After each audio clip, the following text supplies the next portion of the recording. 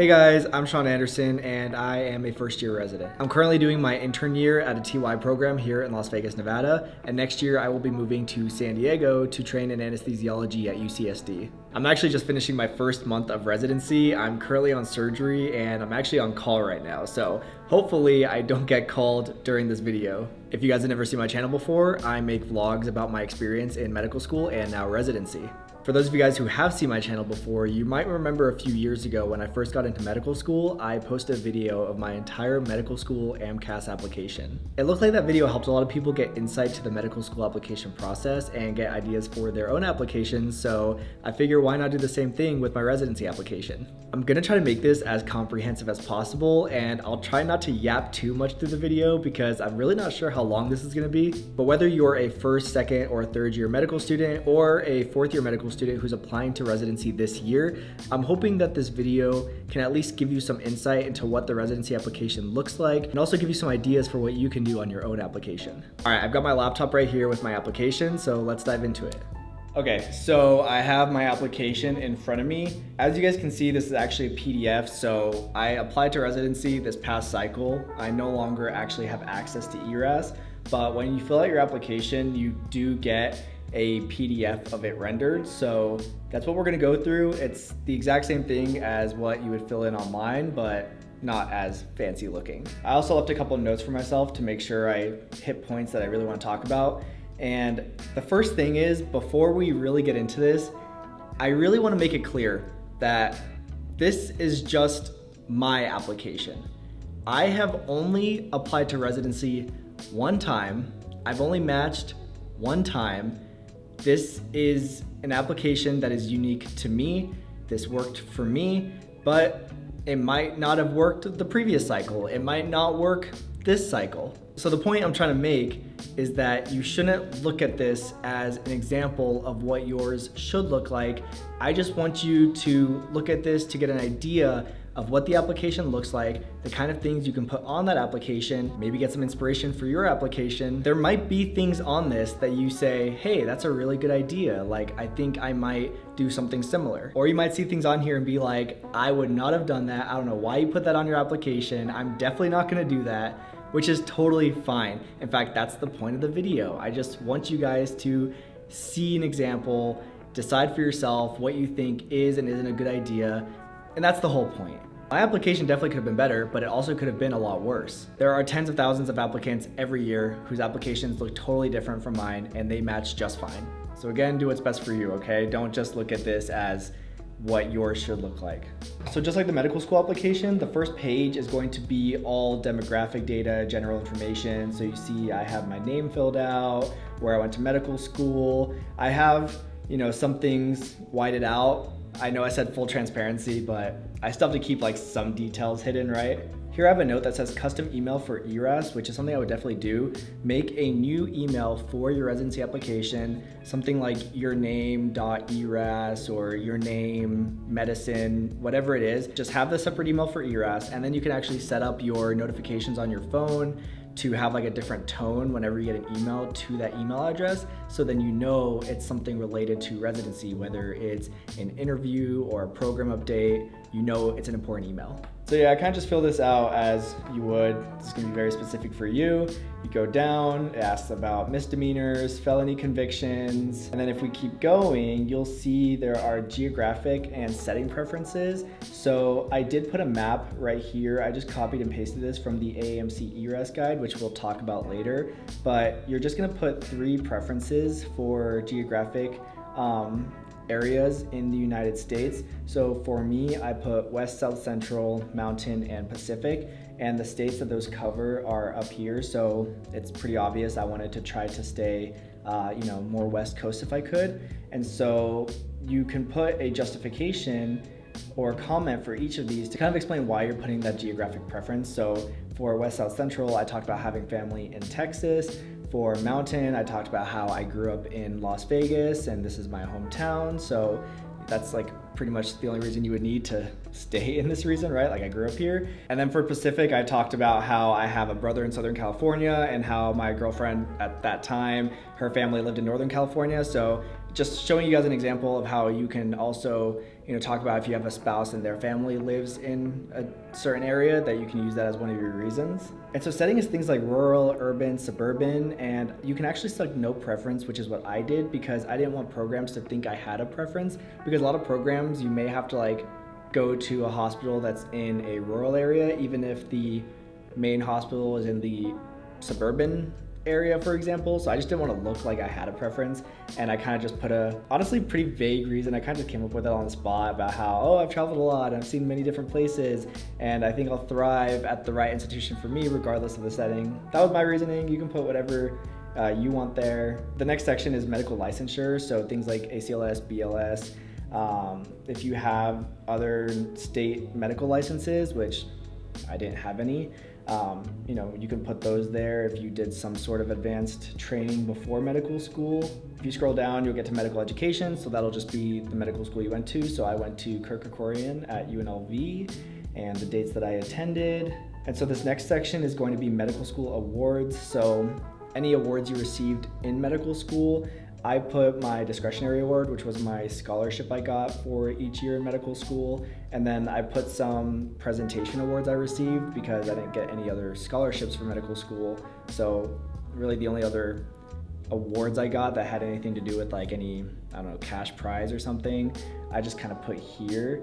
And then the next section is membership in honorary or professional societies. So that's exactly what it sounds like. If you were a member of a professional society, or you were AOA or Gold Humanism, which I was not either of those things, totally fine. If you are, you can put those here as well. So I just put my memberships in professional societies that I thought were maybe more recognizable, like ACP, AMSA. I applied anesthesiology, right? So I put my membership with ASA. Phi Delta Epsilon is like an international fraternity, medical fraternity, and I was the president, which we'll talk about later for my chapter.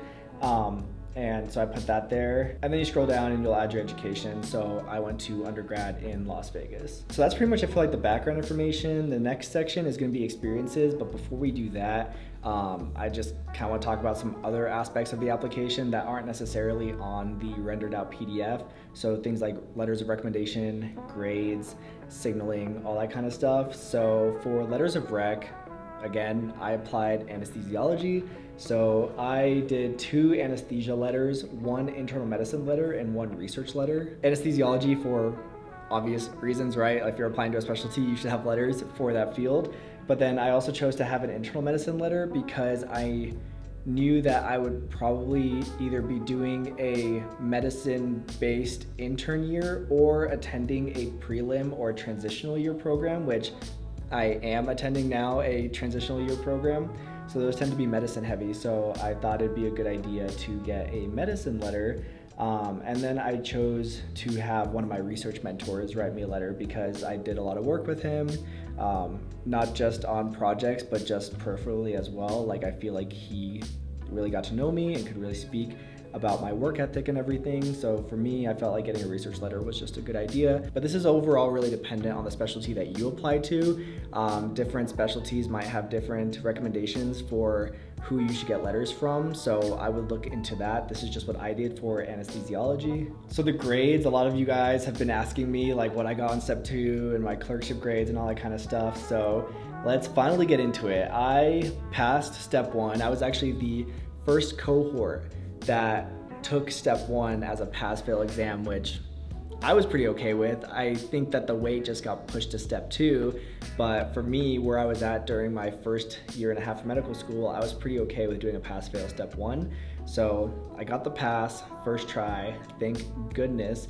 If you don't pass first try, that first fail will appear on your ERAS though, so it doesn't get erased by retaking step 1 and passing it. And then for step 2, I got a 245, which in my opinion is a pretty good score. I was really happy with it. I actually had some difficulties during my 3rd year of medical school where my father had passed away and I had to reschedule rotations. I had to push off my shelf exams. I pushed off step 2. I'll talk more about it later in the application because it really is relevant to my application.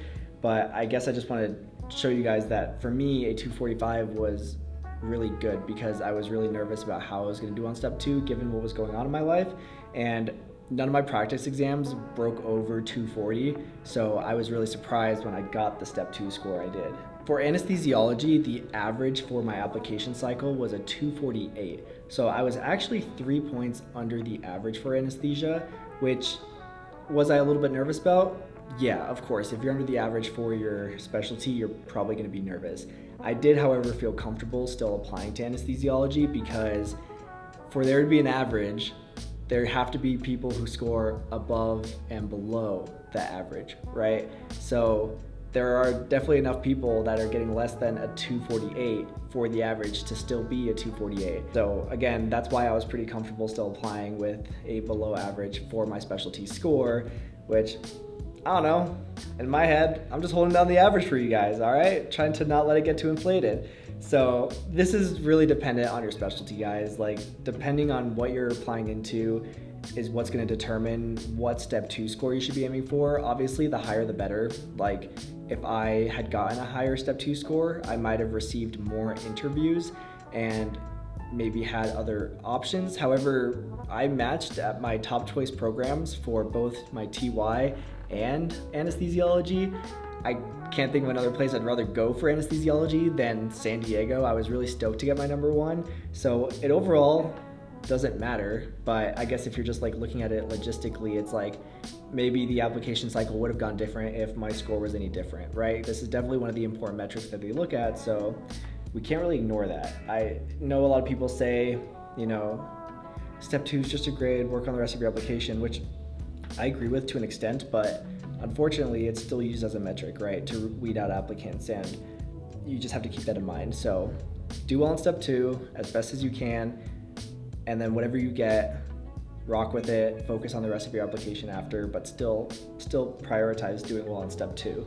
For my clerkships, I honored 3 and I high passed 3. Pretty sure I honored family medicine, surgery, and internal medicine. And then I think I high passed pediatrics, OB-GYN, and psychiatry. I'm pretty sure. Another thing you get on your application is an MSPE, which is kind of like a summary of your clerkship grades, step 1, step 2, feedback from your rotations, all that kind of stuff. Your school puts that together and uploads it on your behalf.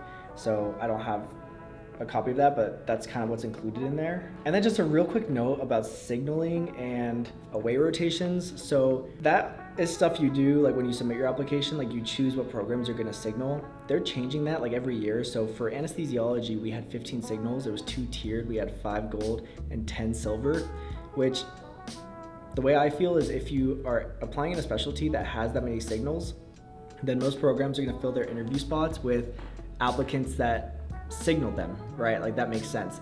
And so I basically applied to like 65 programs. I signaled 15 of them, and I received 5 transitional year interviews and 7 anesthesiology interviews, and they were all within my signals. So do with that what you will. Basically what I'm saying is that if you're applying to a bunch of programs outside of your signals and you're in a specialty with a high number of signals, then you might not get interviews for the ones you did not signal.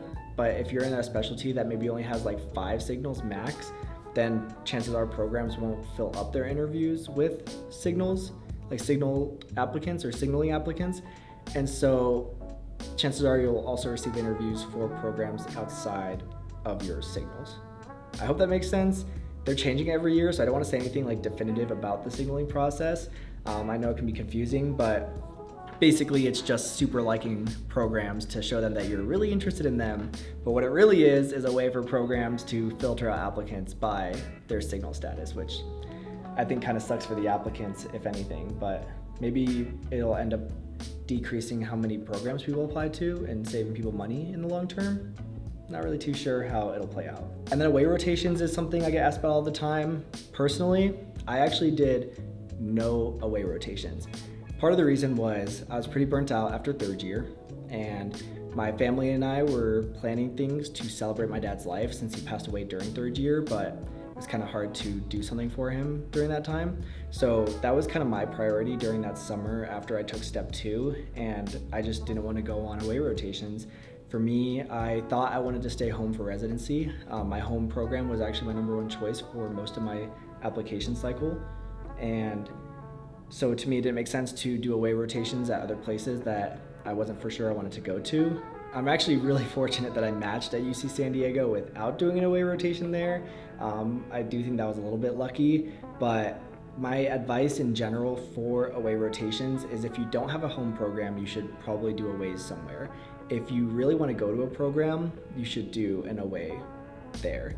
If you have a home program, you should do a sub-I there. I did a sub-I at my home program, and you should do that first and then go on your away rotations. Because if you're doing an away rotation, you really want to impress them. So having a previous sub-I under your belt, I think is really important. The amount you do is totally up to you. If you're in a really competitive specialty like optho, ortho, derm, you should probably do a lot.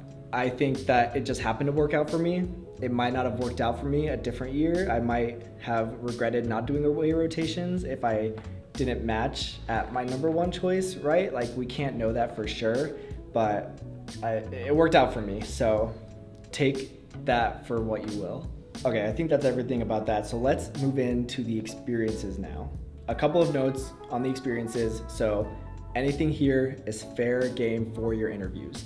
Anything you write, anything you list can be asked. So don't put things on here that you're not sure about, don't know a lot about, or just think is gonna look good on your application, but you can't answer questions about, because I promise you, I got asked about every single thing on my experiences section at some point during my interview trail. Some things I got asked about at every single interview. So don't put things here that you don't know about, right? That you didn't do. Like, that's just a crazy thing to do. So just don't do it. Secondly, make sure that you don't undersell yourself. So this is like the selling point of your application. Like, the grades are cool, everything else is used to filter you out, but you still want to come off as impressive, right? You don't want to be like showboaty, like don't be bragging throughout the application, but don't be so humble that you don't seem interesting or you don't seem accomplished. Like, this is the place to put it all out on the table. Number 3, don't listen to what other people are saying about what you should and shouldn't put on your application in this section. I know you're watching this video. I've already said, don't take anything I'm saying as what you need to do, right? Like, everyone's application is different. The things that they prioritize putting in the experiences section of their application is different. The things I put on here were things that were important to me and the way that I wanted to be viewed and the characteristics that I wanted to show on my application. What I put on here might have been different if I applied this year or the year prior, right? Like, it could have changed. And I'll tell you guys while we go through this, things that I would have done differently now that I'm rereading it. But do what you think is best for you. Put the things on here that you want to put on here, things that you're proud of. Again, there's tens of thousands of applicants every single year who successfully match into residency with completely different experiences. So nothing is, gold standard for this section. There's a lot of talking. It's already a pretty long video. I need a refill on the caffeine. All right, let's get into it. So before we talk about my actual experiences, let's talk about the different sections that you have to fill out per experience. So the first thing is going to be your role, which will kind of show up right here. So this is anything, it's a free text box. So for this first experience, I put creator and co-owner because that's what I was for this experience. And then you'll put the organization, again, it's a free text box. You'll put the location, and then the setting again is urban, suburban, rural, or you have the option to leave it blank. It's not a hard stop. So for this first experience, it was like an online course that I made. So there wasn't like a setting, right, for it. So I just left it blank. And then the dates and participation frequency is pretty self-explanatory, but for primary focus, experience type, and key characteristic, these are things that you actually select from a list. So if we kind of scroll past really quick and we look right here, I put the list of various experience types, primary focus areas, and key characteristics that you have to choose from on your application. So experience type, for example, you can call it work, research, volunteer work, hobbies, teaching, mentoring. For primary focus area, it's things like basic science, translational science, community involvement, medical education, public health, technology. Key characteristics are characteristics that you displayed within that activity. So things like communication, critical thinking, cultural humility, empathy, reliability, self-reflection, that kind of stuff. The hard thing about this is that you can only choose one per experience, and a lot of times like your experience will cover more of these characteristics. So I found that kind of annoying. I kind of wish they would change that, or just let you pick multiple. And there are a couple trains of thought about how you should go about selecting these things. So there are some people who say that you should try to get as many of these kind of checked off as possible on your application, which I can see that thought process for sure. Like it would show that you're versatile and that you have a broad range of experiences. There's also a train of thought that if you really value a type of work or you really value certain key characteristics that you feel really define you, that you would kind of more lean into those on your application. I don't think there's a right answer. I think both trains of thought are totally fine. And again, people successfully matched just fine with both kind of methods. For my application, I did like a hybrid of those thought processes. So do what you will with that information. So going back up, you can see I filled in each section for this first experience, which is the Med School Insiders Ultimate Research course that I co-created. This was something I worked on throughout medical school. It was inspired by a peer mentorship program I started at my school for research that worked really well, and we were able to help a lot of underclassmen medical students get involved in research and be successful in research. And then we kind of just had the idea to take it basically globally and create an online curriculum in partnership with Med School Insiders, because they obviously had the platform to be able to host a course like this. And so for me, this was a really big experience. I worked really hard on it. I was really proud of it, and I wanted it on my application. So I selected the primary focus as medical education. The experience type, I actually ended up deciding to put work. I might have put something different, maybe education or training or teaching or mentoring. I think I could have put those there as well, but I guess I selected work when I did my application. And then for key characteristic, I put ingenuity and innovation because I think it was innovative to create an online research curriculum for students who don't have a lot of guidance on conducting research. And so that's just what I chose for that key characteristic. And then just like your medical school application, you'll have a free text box to talk about that experience, and then you can mark 3 experiences as most meaningful. So this is one of the ones that I marked.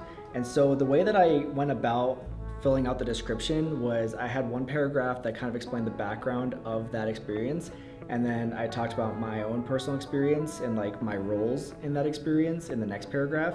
And then I just would have a third bullet point that was like extra information, maybe some sort of accomplishments within that experience. And then for most meaningful, you just put why it was your most meaningful. Another way that I've seen people do this is do a what, why, how approach, where the first paragraph, they talk about what it is, which is pretty much what I did. And then the second paragraph is why you engaged in it, or why, it was such a good experience for you. And then the third one is like how you showed that key characteristic that you chose with this experience. Whatever approach you want to take, totally fine. This is just kind of how I did it, and looking back, I might have done the what, why, how instead. It probably would have had me a little bit more organized. So for this example, I say that I'm the creator of this research course on this very large platform that helps pre-med and medical students. And then the second paragraph, I talk about how, we basically created the whole course, outlined, scripted, filmed, edited, how we created all these resources, basically my role in that course. And then some additional kind of information. I talk about how I manage the Discord group and hold weekly office hours. And for most meaningful, I kind of talk about what I already told you guys, where we started this program at my school and I was really proud of it, and I wanted to kind of take it to a global level and help students across the country. So that's why I put it as my most meaningful. And I'm just gonna do like a shameless plug here, because this course is fully launched now. Since I did my application, we have 12 sections, like 90 modules with like 20 different resources, including like CVs, abstracts, example letters to the editor, we have schedules, we have project planners, like a lot of resources. Myself, DePaul, and Kevin worked really hard on this for the last 2 years, and we think it's really comprehensive. We're really proud of the product. It has a really awesome community in the Discord, so you can work with other people who are getting involved in research. And if you have no background in research, or you have some background, it's still helpful for you, because we go through so many different aspects of research, including playing the game that pre-med and medical students kind of have to play, because unfortunately research is emphasized by programs, and until that changes, we all kind of got to learn how to play the research game. And get research on our applications. The link for the course is in the description below. Again, shameless plug, this is a product I created. I'm proud of it. I think you guys will like it, so go check it out. There's a discount code in the description. Anyway, that's it for my self-advertising. The next experience is exactly what you guys are watching right now, my YouTube channel. YouTube is one of the greatest things I ever started. I am really proud of what we've done with this YouTube channel, and it kind of defines me a lot. Like, my experience as a medical student was totally different because of this YouTube channel, right? So I really wanted it on my application. It was really important to me. So I just called the organization my name, that's the name of the YouTube channel, you know, the dates that I started, you know, I participate in YouTube every day, I'm doing something YouTube related. For the primary focus, I chose technology. I think maybe I would have done something like promoting wellness instead, or maybe community involvement, maybe outreach. I don't know. I don't know that I would have done technology again. I don't actually really know why I put that. I mean, I get it's kind of technology because it's the internet, but I don't know that that was the best primary focus. For experience type, teaching and mentoring definitely makes sense, and key characteristics, self-reflection, improvement. The YouTube channel did start as my means of self-reflection, and it still does. You know, it's basically a video diary for me, so that's what it is. And so I just talk about, you know, what it is, how I started it, and then kind of what I do with the YouTube channel. So, you know, vlogging my medical school journey and all that stuff. Now it's residency journey. And then something I did here was I put the link to the channel at the bottom of the text box, which high-key I think was a fire move, because I don't think people typically put links, and I had several interviewers tell me that they thought it was really cool that I put the link to my YouTube channel in the application, because a few of them actually watched my videos before the interview. So if you have some sort of online thing that you can actually link your interviewers to, I think you totally should. I think this was a good idea. People watched my videos before they interviewed me, and a lot of my interviewers really liked the YouTube channel. So that's, I don't know, that's something I did, and I guess it worked. So do with that what you will. And then again, most meaningful, I put why it's my most meaningful. The next activity I chose was also not really school related. It was martial arts, tricking, and acrobatics. A lot of you guys who follow me on Instagram know that I come from an acrobatics background. I did it professionally early on in college. I used to be in shows, performing, tumbling, and I still train every single week, you know, even now. So it's just a really big part of my life. I don't think I would actually really be in medicine if I hadn't done these sports growing up. And so I wanted it reflected on my application, and it's even in my personal statement, which we'll do my personal statement in a little bit, but it was just really important. And I think your hobbies are the things that are gonna set you aside from other applicants. So I would put something interesting there. Like, you know, if you guys do something that is unique to you, or that really defines you, or you feel like really explains why you're here today, you should do it. So I just talked about my background, how I started when I was 13, how in college I, you know, performed professionally, and then kind of why it's such an important aspect of my life. Actually, during medical school, I helped host the first ever Circus Meets Medicine conference here in Las Vegas. One of my emergency medicine buddies, who also does acrobatics, he put it on, and it was a cool way to tie acrobatics with medicine. So that was a cool thing I was able to milk on my application a little bit. And then I ended up choosing this as most meaningful. I don't think I regret that. I think that was the right thing to do, especially because I talk about it in my personal statement as well. So there is some redundancy that you'll see with the personal statement. Some people advise you not to put anything on your personal statement that is here on the extracurriculars. I thought for me it was so self-defining and important that I was willing to basically double down on it. That's just how I felt. So do what you want to do the things you want to do on your application. Don't let people tell you what you should or shouldn't do. Maybe some people saw it and thought it was redundant. I don't know, no one told me it was, but anyway, that's just what I did. My next experience is this East Las Vegas community integration initiative we did. So we did this in medical school, basically going into various communities in my city and looking at the different healthcare resources, non-healthcare resources like food and all that kind of stuff. The setting I marked as urban because here in Las Vegas it was an urban environment, and you know, this was community involvement, outreach, volunteer work. You should probably have some sort of volunteer work on your application. Most applicants will. And so the key characteristic I chose was cultural humility, because we were going into various areas of the city that maybe have different cultures from the surrounding areas. So I thought that was a good characteristic to choose. And again, I just defined what we did, what we accomplished. We integrated a tutoring service in the community center. And then we actually filmed a documentary of our time there. And we did a presentation to our school and faculty with it, because we could have either done a PowerPoint, but obviously I have a video editing background, so it was kind of easier to make a video. But this was like another example where I just put the link right here. And if my interviewers saw it and they wanted to watch it, they could, right? Like that. My videos would tell more than they can get from this application, in my opinion. So that was just another place that I did that. The next thing is the Peer Mentorship Research Collective. So this is what I was talking about earlier that my friend DePaul and I started during our second year of medical school. And it was this really cool collective for medical education. Basically, our idea was that we had such little guidance during our first year of medical school that we wanted to provide guidance to new incoming first year students. And we also had a lot of project ideas that we had come up with that we just didn't have the time to do ourselves as well. So it was kind of a win-win where we could get multiple projects running at once, but we could also, give first year medical students the opportunities to get first and second author positions on projects, especially when they had no background in research, which is really daunting for a lot of students, right? So it was really awesome. It was a really awesome collective. It's actually still running today. I've since graduated, but there are still students at my medical school that are running the collective. Same thing, every year they bring new first year medical students in, and now there's first year, second year, third year, fourth year medical students involved. And it's so cool to have started something that is now self-sufficient and is being passed down to other years. Like, I'm still seeing messages in some of the Slack channels of what they're doing, and it just makes me very happy that we were able to start something that is still going. So again, this was a really important thing for me to put on my application. We were actually invited to the International Association of Medical Science Educators annual conference to give a 90-minute talk about our peer mentorship model and how we started it, and then the way that the model works. And so this was a really big thing for me, right? I wanted this on my application. I think it showed leadership. The experience type was research.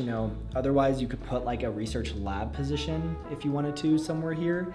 For me, I felt like this was a bigger deal. This was kind of a research lab position, but kind of also a self-created thing as well. The only thing that maybe going back that I would do differently is I think I could have potentially combined the med school insiders research course experience with this experience into like one peer mentorship thing where I talked about the peer mentorship collective that we made, and then how we converted it into an online curriculum, so that we could share it not just within our school but everywhere. I think I could have done that and then maybe saved an experience slot for something else, because it is kind of redundant, right? Those are kind of two experiences that are similar but on different scales. So in hindsight, I might have done that, but I got asked a lot about this and the course on my application or on my interviews. So it ultimately doesn't matter, but if I had another experience I wanted to put on here, then maybe that would have been a way I could have done it. My next experience was as a health policy advocate. This was like the best title I could come up with. I was basically working with a physician and another student on different policy ideas for the state of Nevada. So one of our ideas was creating a decentralized transplant center. So basically like a transplant team that would travel to different cities in Nevada to do transplants.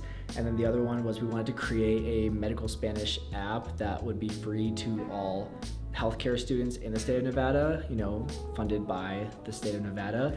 So these were really cool. I got to learn a lot about, how proposals are created. Like, we had to help make the proposals for these, and we had meetings with senators, and doing presentations to talk about why these things are necessary and why we think that they're good ideas.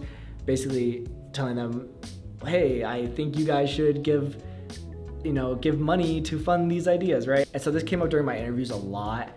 But one of the questions I got that I didn't really anticipate was like, where are those projects now? So my role as a student was basically to help with the ideas, help write the proposals, and then be like a student representative advocate, at meetings with senators, right, to present it like I already said. So once it kind of got past those phases and it was more about like the money, my role was kind of done, right? So I didn't necessarily know how to answer those questions very well on my interviews.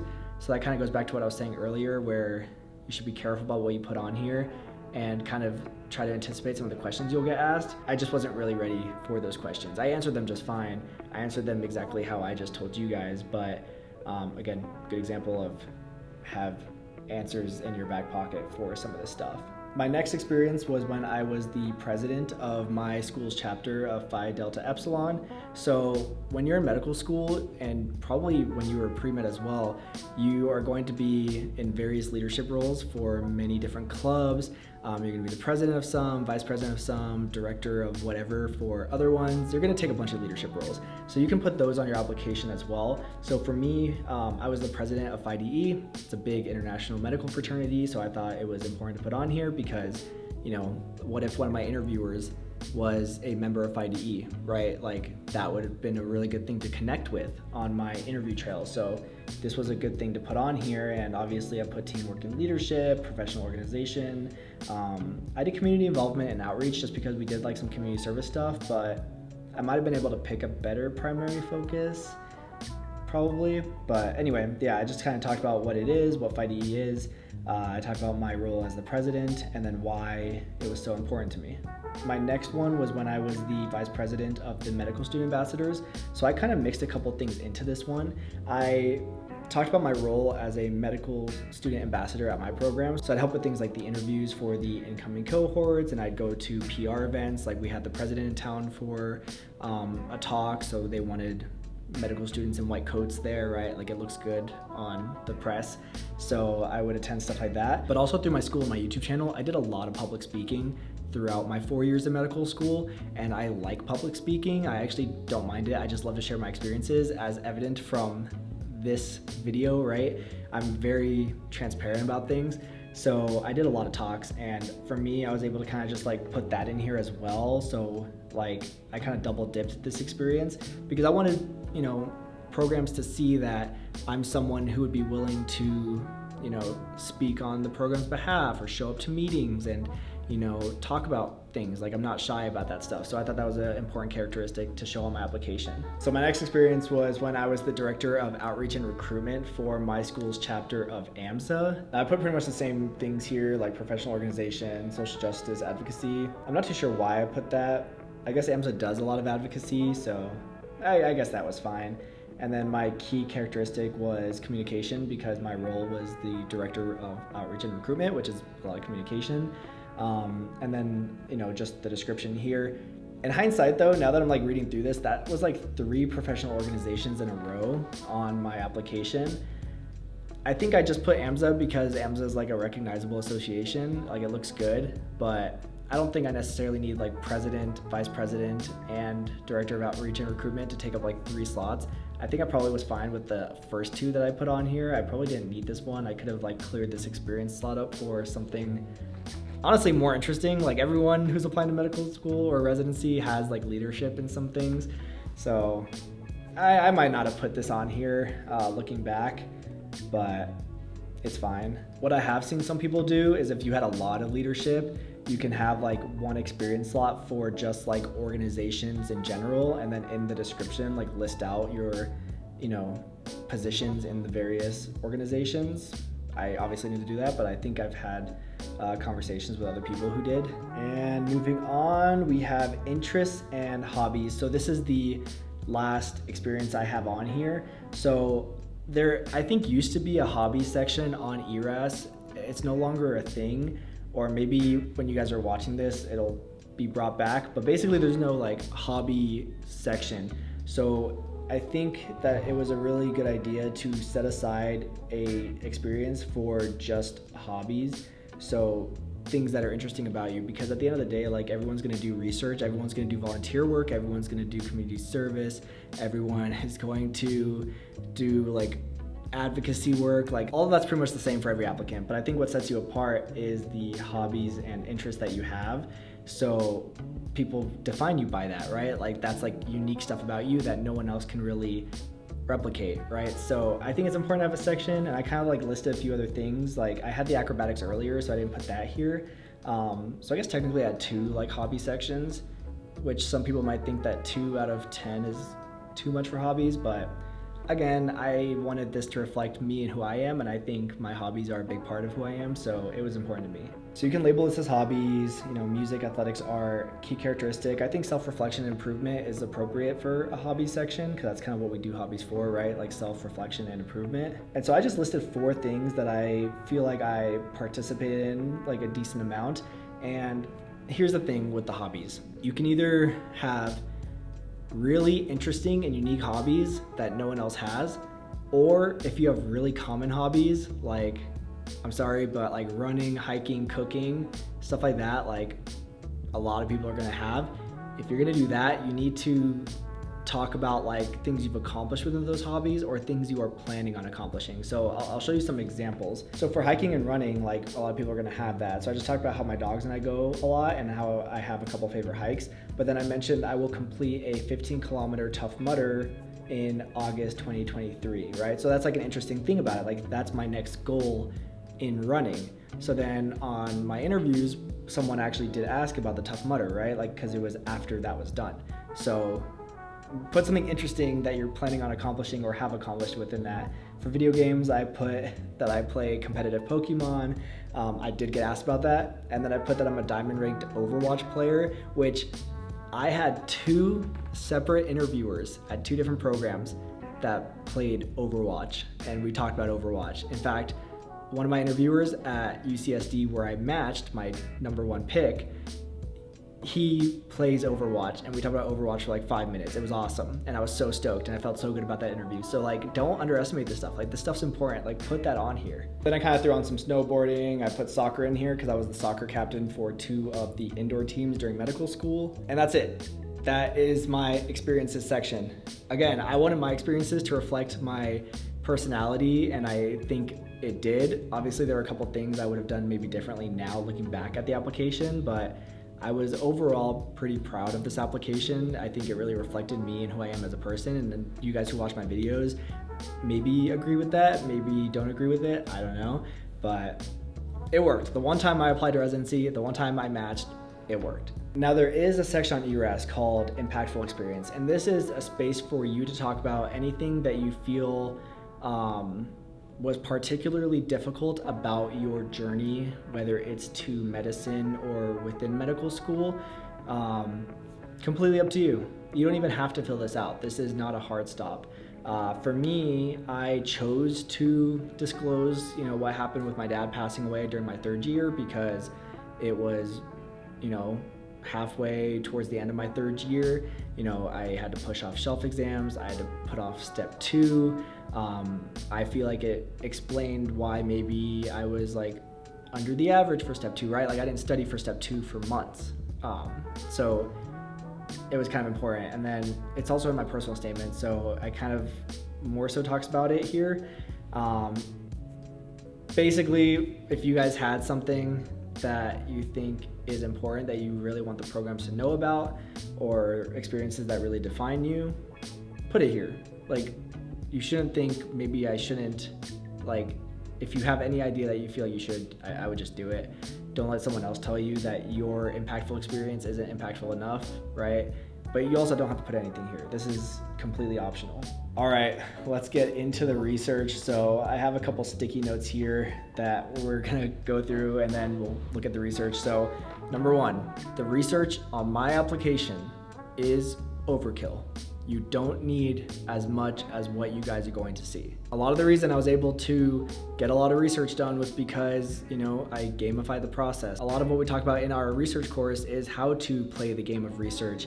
And I, got a lot of projects off of various data collections that we did. And then I also created a peer mentorship group that was pretty prolific, and, we were able to pump out a lot of research. So this is definitely not necessary. It's not. You only need a couple publications, some posters, some oral presentations. It also depends on your specialty. Some specialties are more research focused than others. Anesthesiology is ironically not very research oriented. I don't even think my research helped me that much with my application. But other specialties like ortho, derm, maybe ophtho, like those are more research heavy, right? So determine your research goals based off of what you're applying into, and also if you even like doing research or not. I actually don't really like doing research. It's kind of ironic. A lot of the reasons I made a course and created a peer mentorship group was because I didn't like research and wanted students to just have a better experience doing research even though they don't necessarily want to. So on my interviews, for the most part, I was mostly just asked to describe what kind of research I did. I wasn't really asked that many specific questions about any particular research project. I think that if you only have like a handful of research items on your application, you might be asked more specific questions about like this one item, but for me, I think there was enough on my application that they just didn't feel like looking at it and they just wanted a summary. So they'd be like, oh, tell me about your research. And I would just say something like, well, I was really involved in medical education research and it stemmed from being one of the cohorts affected by the COVID-19 pandemic. So I wanted to look at how my class was affected by it compared to other cohorts that were not affected by the pandemic. And that kind of snowballed into wanting to look at what other things impact medical student education and experience, like mental health, where they went to college, socioeconomic status, what resources they use. And I dabbled a little bit in neurology and emergency medicine research as well. And that's pretty much what I would say, and that'd be like the end of it. I'll show you guys in a second, but I basically had a balance of quantity and quality because, again, yeah, we should try to produce good quality research. Like, there are some projects I'm really proud of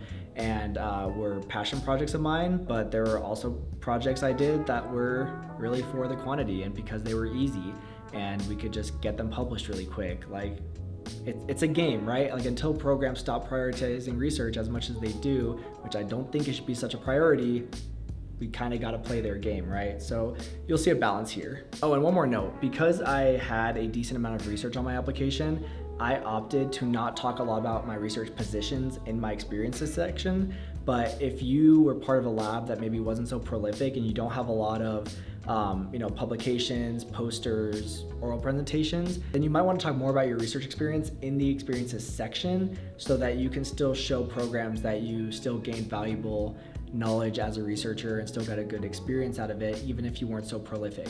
Again, for mine, I felt like the publications section really spoke for itself, so I kind of opted to talk about other things in my experiences section.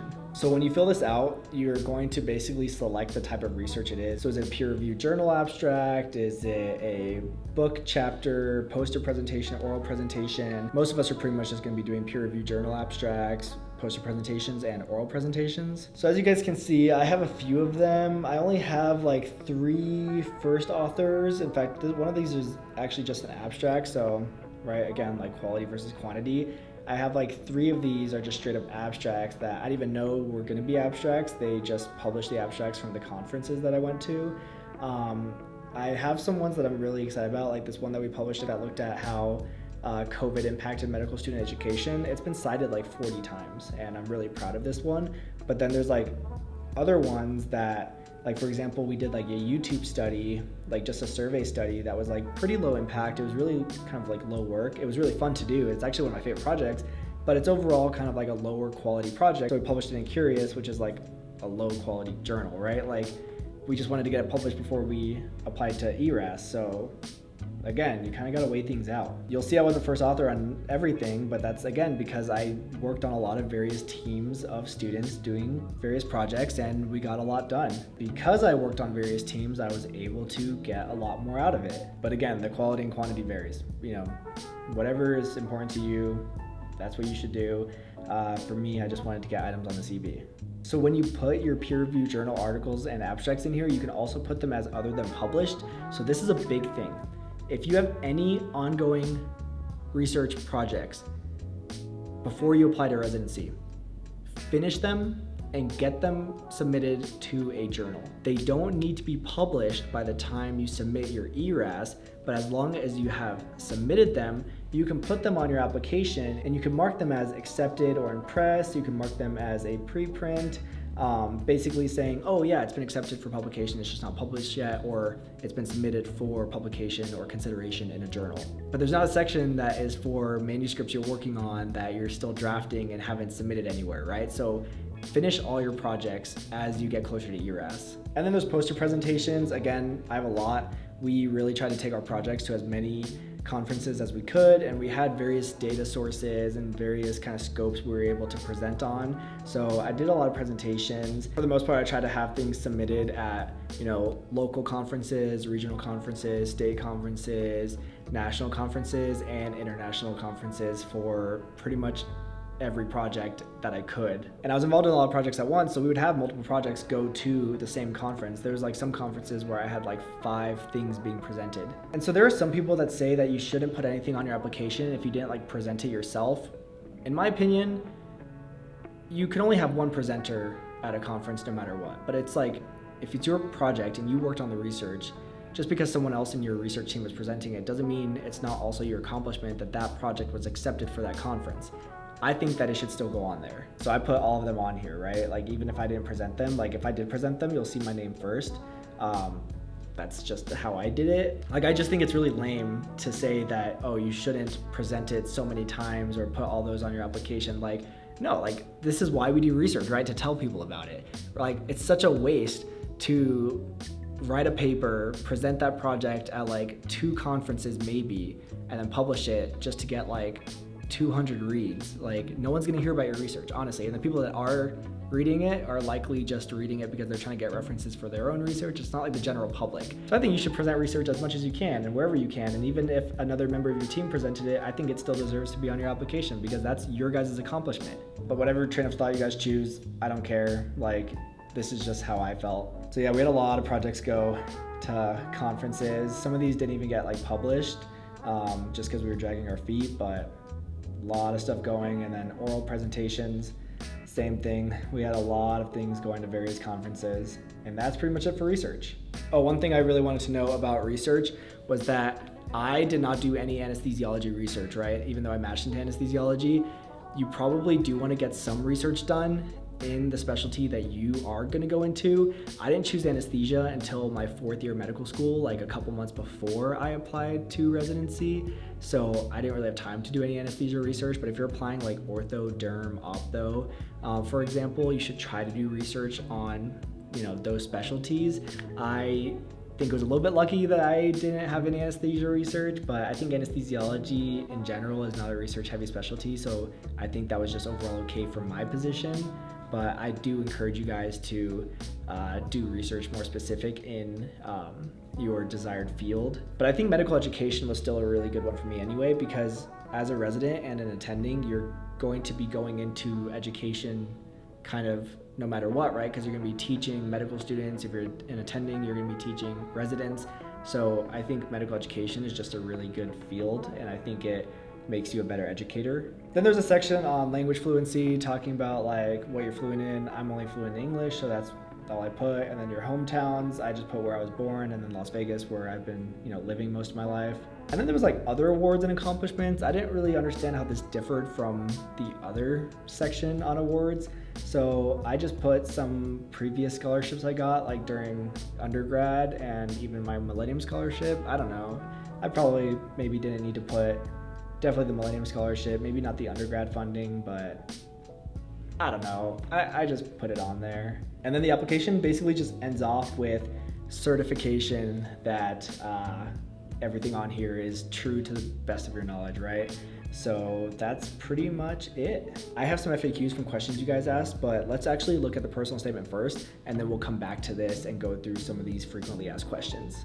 Okay, so I've got my personal statement open here. Another disclaimer, guys. This is just my personal statement, right? Just like my application is just my application, and what I chose to put on there is unique to me and based off what I felt like was important at the time. This personal statement is unique to me. You guys might read it and say this is a bad personal statement. You guys might read it and say this is a really good personal statement.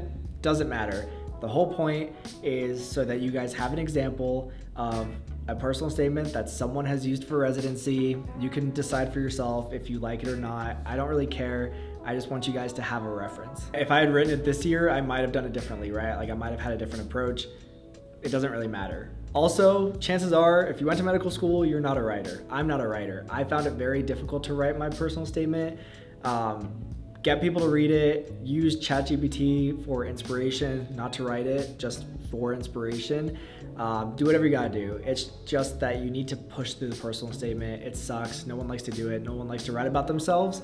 And I'm no different. I hated this part. I hated sitting down and even thinking about writing it. In fact, I like pushed it off for so long because I just hate writing. Just do it. Just get it over with. Start it. Just start brainstorming. whatever you want to do. So I broke my personal statement down into 4 sections. So the introduction, the background, so kind of how I kind of first found anesthesia, and then why anesthesia, like how I knew it was a specialty for me. And then I decided that my last paragraph should be a like why me, or like what do I bring to this residency program paragraph, because you know, obviously you want to get into their program, but I think it's also important to show them like what are you going to bring, like what traits are you going to bring to their program, like why would they want to have you there. So that's just the way that I went about it. Again, there's no perfect way.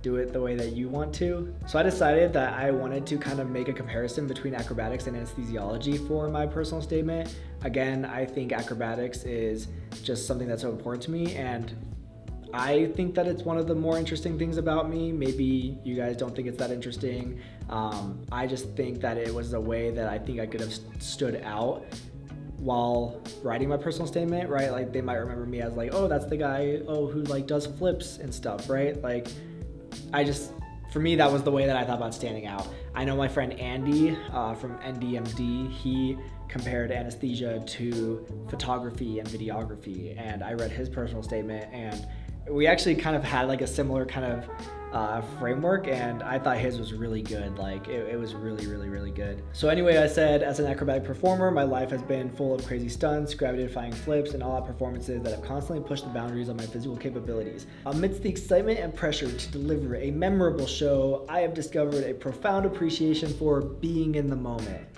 Honestly, it's kind of cheesy in hindsight. You do kind of got to be a little artsy with your personal statement because you don't want it to be like boring to read. This is a little cringy for me, I'm not gonna lie. It's a little bit not me, but whatever. In the spotlight, there's no room for hesitation or distraction. The instant my feet leave the ground, every motion requires absolute focus and presence. My background as an acrobat has instilled in me lessons that I've carried beyond the stage and into all aspects of my life.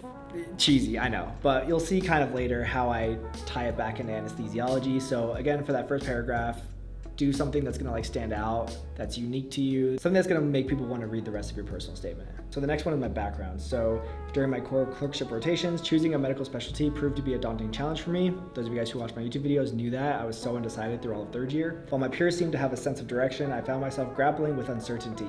Then, just months before I completed my clerkship rotations, my father passed away. It was the most difficult challenge I have faced in my entire life. I was simultaneously preparing for my shelf exams in step 2 while also trying to identify my career path.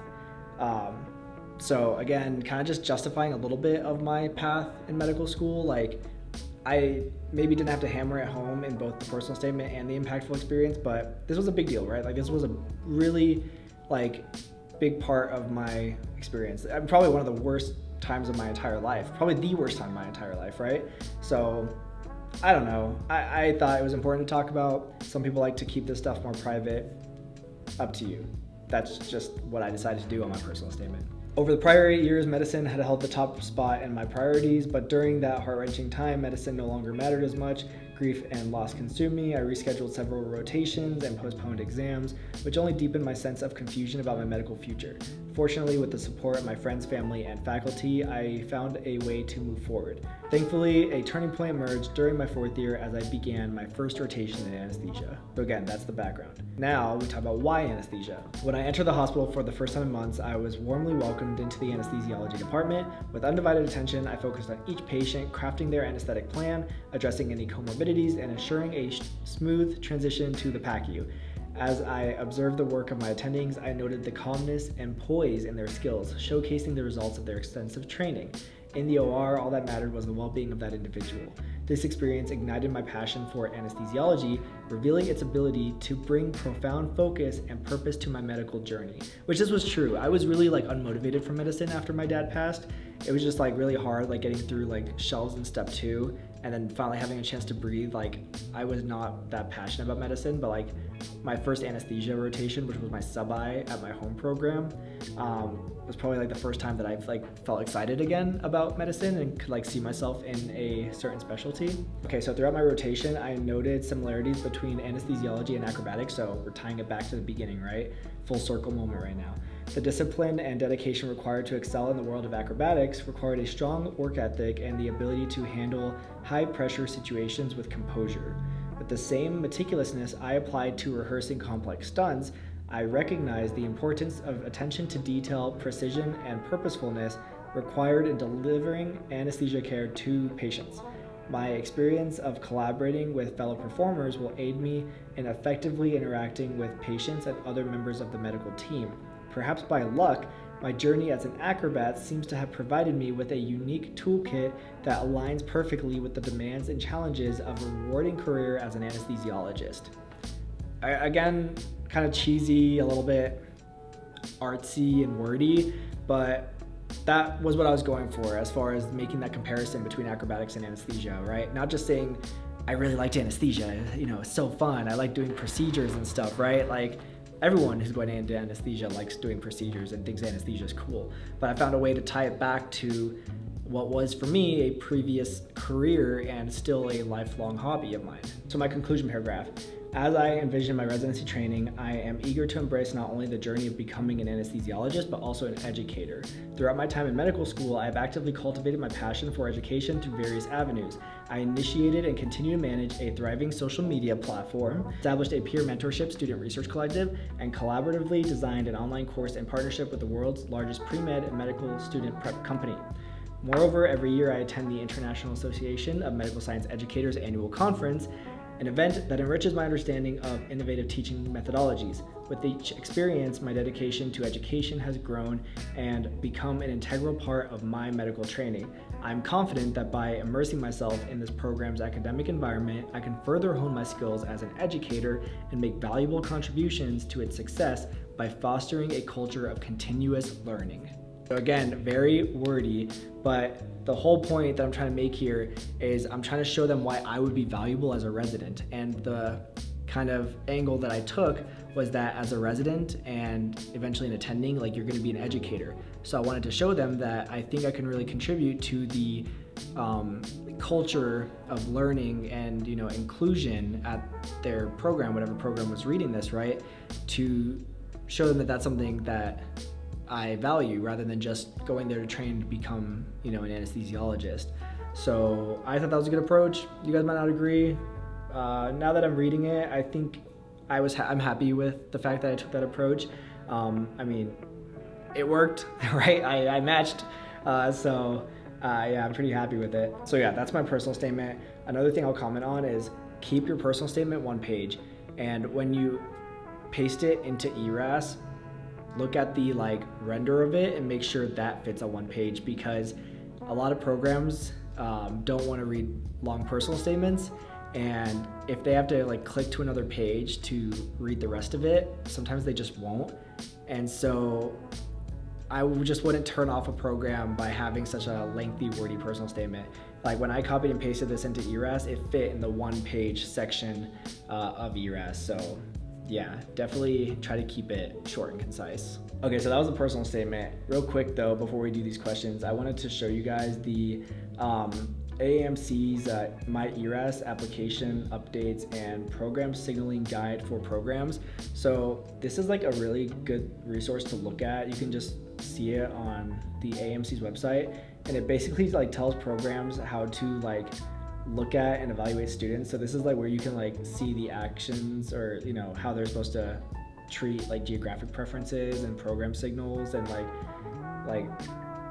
most meaningful experiences. I don't know, I just think this is a good document to look at so that you can kind of have an idea of what the programs are being told to view your application as, you know what I mean? Anyway, let's go look at some of these frequently asked questions. So number one, how did you start your preparation for residency applications? And I have a couple of bullet points here, so we'll just go through them. Keep a detailed, all-inclusive CV. So my CV is 14 pages long, and it has everything on it.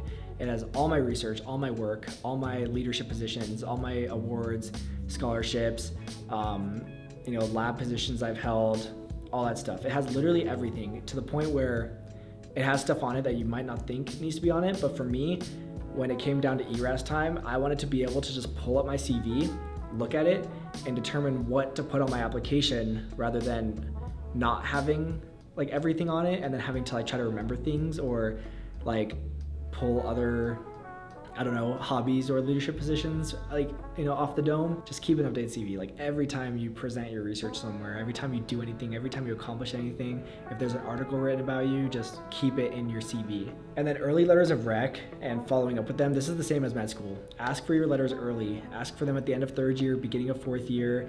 Follow up with them weekly, bi-weekly, monthly, whatever works. Just make sure you get your letters well before ERAS is due. Like, waiting for a letter of rec to submit your application would just suck, and you don't want to be in that position. Finish all research projects and don't start new ones. That's something I talked about earlier, right? Like, as you get close to ERAS, finish anything that you already have cooking. Put a bow on your projects and get them submitted to journals. That way you can put them on your application.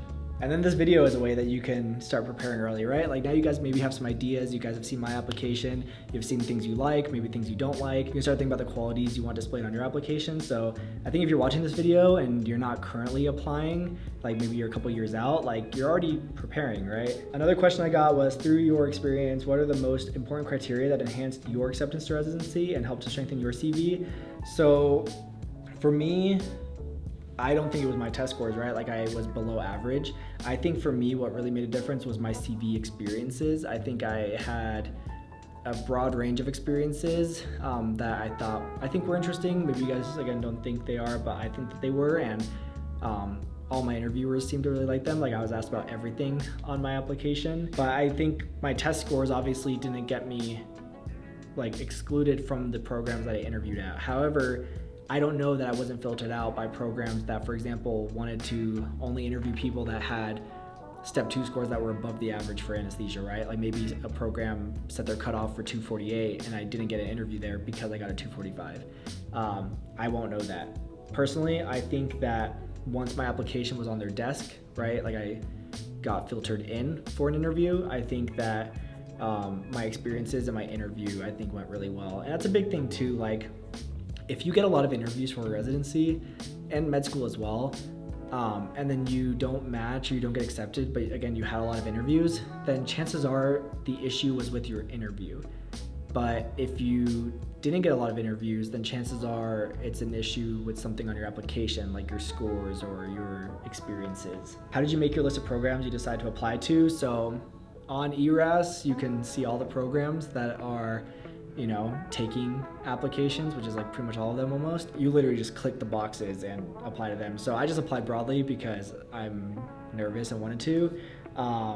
But I ended up signaling 15, and I pretty much signaled all 15 programs on the west side of the country because I wanted to stay West Coast. So I didn't really have a good signaling method besides I gold signaled some of my more top choices, like where I ended up matching and my home program, and then I silver signaled kind of whatever just because I had more silver signals. So I didn't really have like a good method for how I made my list. I didn't like research every school. I kind of just, again, applied very broadly. I did look at their interview offer rates and match rates. I think that was important, and you can see that on the Residency Explorer once you're in ERAS. And that kind of gave me an idea maybe that, like, I don't know, I don't give a gold signal to a program that only interviews like 6% of their applicants, right? That's something you can also take into consideration. Number 4, how did you ultimately decide on what activities and experiences you wanted to join, and did you tailor them towards your specialty of interest at the time? Not really. Like, if you guys look at my experiences, none of them had to do with anesthesia. Part of that was because I decided very late on anesthesia. Like, I did emergency medicine stuff. I was like the president of the plastic surgery interest group, which was not on my application because it had nothing to do with anything, right? I think I ultimately just decided to do things that were fun for me and that I enjoyed, and that I didn't necessarily think, oh, I should do this because it would look good on my application. It was things I was already gonna do no matter what. Like YouTube I was already doing. I didn't do YouTube because I thought it would look good on my application. Same with like the research course I made, same with my hobbies, right? Maybe for my leadership roles I did, like I knew that being the president of a medical fraternity would look good on my application. I definitely like thought about that. But I would encourage you, if you're going to like a specialty, say like OB-GYN, then be leadership in the OB-GYN interest group at your school, right? Or join a lab for the specialty that you're interested in. Definitely, I would say try to tailor your application more than mine did. That's probably a big regret I have. I think it just wasn't anesthesia focused. I think I got really lucky. Maybe I would have gotten more interviews if it was more anesthesia focused. We'll never know. I'm very happy with where I am, so I don't really care. But I would probably encourage every applicant to try to have some stuff on their application that is specialty centric. Number 5, do they verify all your publications?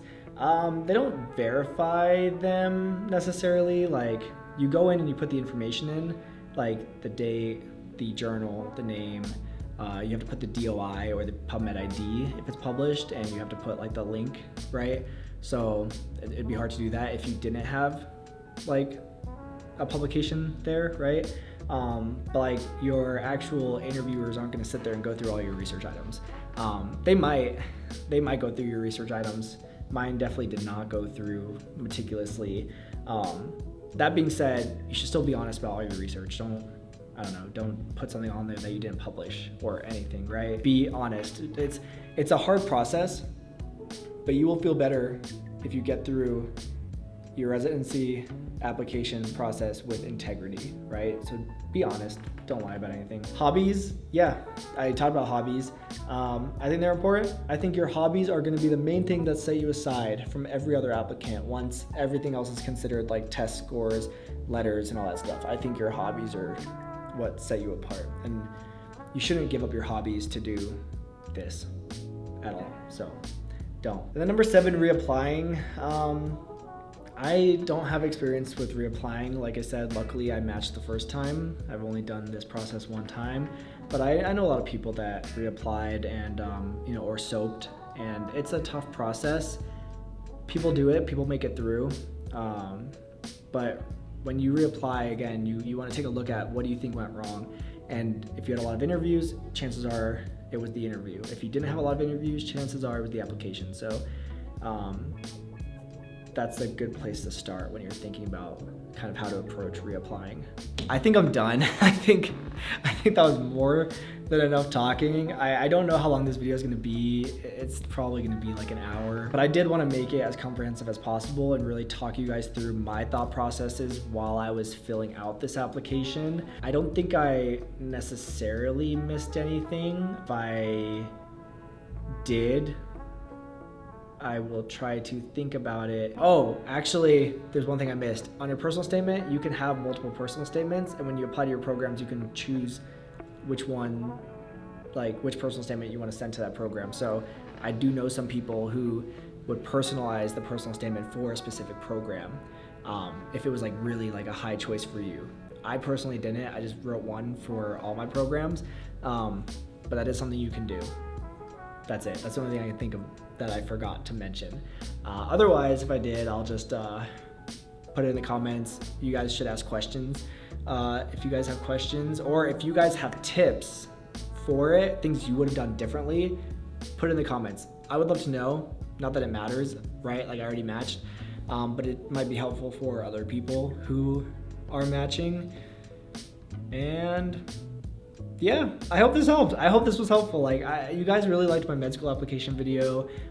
That's honestly one of the reasons my channel even took off a little bit, was because of that video. So I really hope that a lot of you guys who came from that video are now at the point where you need this video, right? So yeah, let me know if this was helpful. Anyway, if you did find this helpful, make sure to leave a like and subscribe to the channel. And yeah, I'll see you guys next time.